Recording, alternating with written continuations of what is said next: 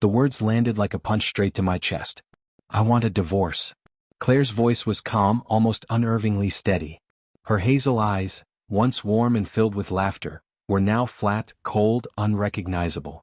She stood in the dim light of our kitchen, arms folded tight, her wedding ring catching a faint glint from the overhead bulb like a cruel reminder of the life we'd built, and the one she was dismantling. I froze.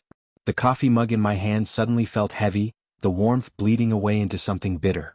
The faint smell of burnt toast lingered in the air, mingling with a tension so thick it could choke you. My heart pounded against my ribs in a frantic, unsteady rhythm. Why? The word came out cracked and brittle, splintering the silence. She didn't answer. She just turned, heels clicking sharply against the hardwood, and left me standing there, alone, drowning in the wreckage of 12 years together. That morning the house felt different. Like the walls themselves knew something I didn't. Sunlight usually spilled warmly into the living room through the bay windows, but now it seemed pale, cold, almost reluctant to enter. The couch cushions sagged slightly as if someone else had sat there, someone who didn't belong. Her words looped in my mind like a haunting refrain. Had I missed the signs? The late-night text she brushed off as work. The sudden return of perfume, a sharp floral scent that I knew wasn't meant for me.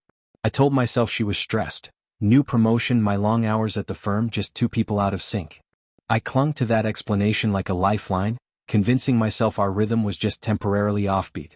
But days began to blur into each other, each one pulling at the threads of our marriage. Claire became distant, her laughter replaced by short, clipped responses. "I'm fine," she'd say, eyes darting toward her phone. I noticed how she locked her screen the moment I entered the room. How she took calls outside, her voice stolen by the wind. I wanted to ask. I wanted to push. But fear held me back. Fear that my suspicion would shatter the fragile shell of what was left between us. One evening I came home early. The house was still except for the soft hum of the refrigerator. I found her sitting on the edge of our bed, fingers tracing the frame of our wedding photo. Her in a glowing white dress, me in a tux that had fit just a little too tight. "Claire," I said softly, "can we talk?" She looked up, startled, and something flickered in her eyes, guilt, maybe regret, but it vanished as quickly as it came. "Not now, Tom," she said sharply, standing. "I have a call." Her perfume lingered in the air after she brushed past me, like the ghost of something once beautiful. The next morning I buried myself in work, my voice calm and confident as I negotiated with a client over the phone. Numbers, deals, these were my anchor, a distraction from the storm at home. I didn't hear her come in, but I felt her there, a shift in the air, heavy and charged. "I didn't know you were so good at that," she said, leaning against the doorframe, her tone softer than it had been in weeks. "The way you talk business, it's commanding." I frowned, caught off guard. Was this her reaching for me? Or something else entirely? The days that followed were strange. She was suddenly attentive again, lingering at breakfast, asking about my day, smiling in ways that almost felt real. But the cracks were still there. Missed calls from unknown numbers, dinner receipts I couldn't place. Her laughter never quite touched her eyes. And then, one sleepless night at 2:17 a.m., her phone buzzed on the nightstand. My hands trembled as I reached for it. The screen lit up. Mark. A coworker. The charming one with the easy smile, the one who hovered just a little too long at office parties. The message was simple: "Miss you. Same time tomorrow." My stomach turned to stone. I scrolled up. Inside jokes. Late night plans. Words that should have been mine. I didn't wake her. I just sat there, the phone heavy in my hand, my heart twisting with rage and sorrow until morning. The next day I played along. Pretended I hadn't seen the truth. She hummed while making breakfast, her fingers brushing mine. "You're different today," she said, tilting her head. "Everything okay?" I forced a smile. But inside I was already setting the stage.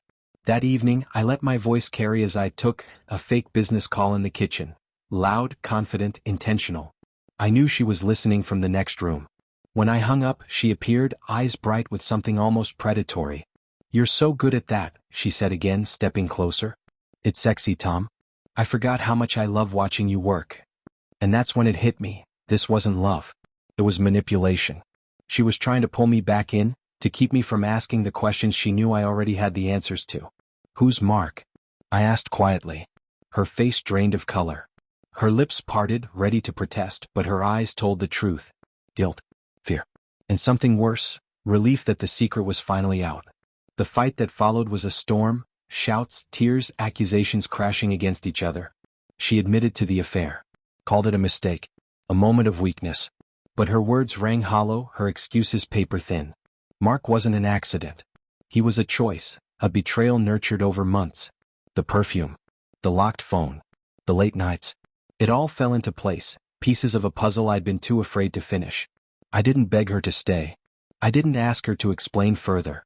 I packed a bag and walked out, the house behind me becoming nothing more than a mausoleum of memories. As I drove into the night, my phone buzzed with a message from her. "I'm sorry. I didn't mean to hurt you." I didn't reply. The road ahead was long, empty, and dark. But somewhere in that darkness was the first fragile taste of freedom. Not healing, at least not yet, but the knowledge that I deserved more than shadows. And that was enough to keep driving.